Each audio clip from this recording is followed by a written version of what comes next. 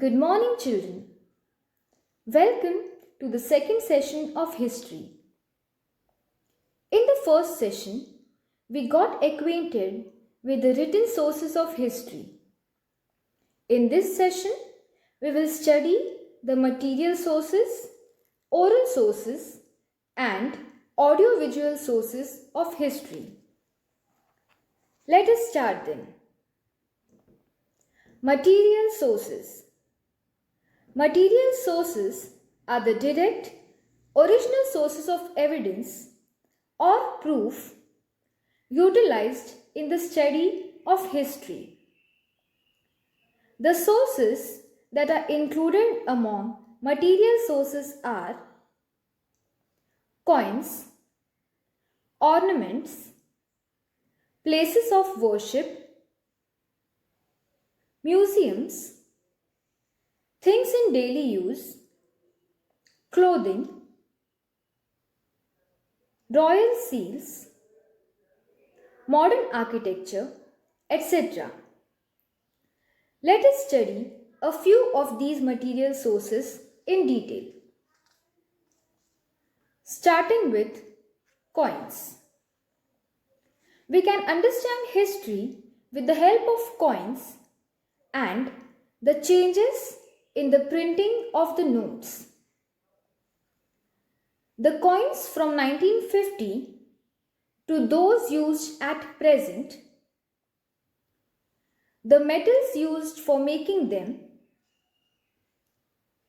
their different shapes, the variety of subjects on them, etc., help us to understand the important issues in India. Example, some coins convey the message of population control, while some coins show the importance of agriculture and of farmers. The Reserve Bank of India prints notes for India. It has its headquarters in Mumbai. The next important material source is museum. Museum means a building in which objects of historical, scientific, artistic, or cultural interest are stored and exhibited. All the states of India have museums which display or show the cultural and social heritage of the state. Heritage means the traditions, qualities, and culture of a state or a country that have existed for a long time and that are of great importance. These museums help us to understand history. Example, Chhatrapati Shivaji Maharaj Museum in Mumbai, the Reserve Bank Museum in Pune. Apart from the government museums, some private collectors also set up their own museums. They are based on various subjects. Example, coins, notes, lamps, nutcrackers in different shapes, cricket equipment, etc. Now, let us study the next important source of history, that is, the oral source. Oral sources are the sources or evidences that are not recorded anywhere in the written form but are passed on from one generation to the other orally. These sources include folk tales, folk songs, proverbs, ballads, and odes. Ballad means a long song or poem that tells a story. Odes means Marathi poems or rhythmic lines in the oral tradition. Activists of the Sanyukta Maharashtra movement were greatly inspired by the povadas of Lok Shahir Annabhav Sathe and Shahir Amar Sheikh.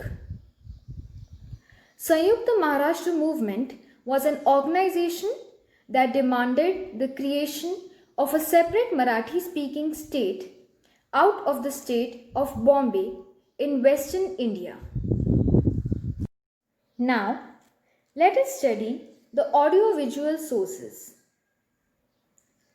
Audiovisual sources means the electronic sources or evidences of history that possess both a sound and a visual component. Television, films, internet are some of the examples of audiovisual sources. Many domestic and foreign television channels also come under this head. Example, History Channel, which is a domestic, that is Indian channel, and Discovery Channel, which is a foreign television channel.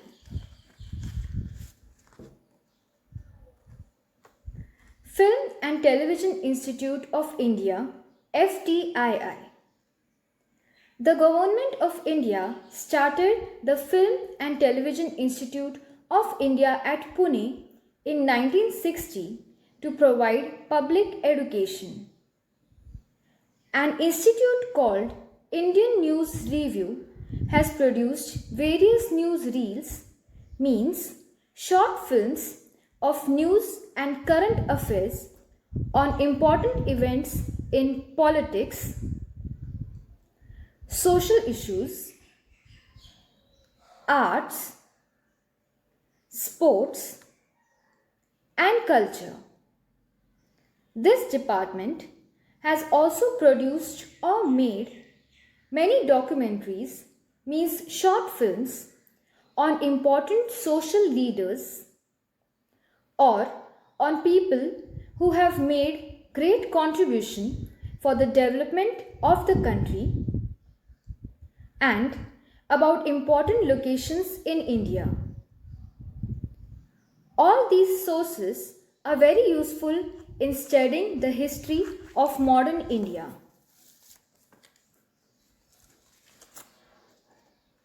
Children, in this lesson, we studied the important sources of history. Due to development in science and technology, very new sources of history are coming up. However, though huge amount of information is available on the internet to study history, it is very necessary to check how real and authentic that information is.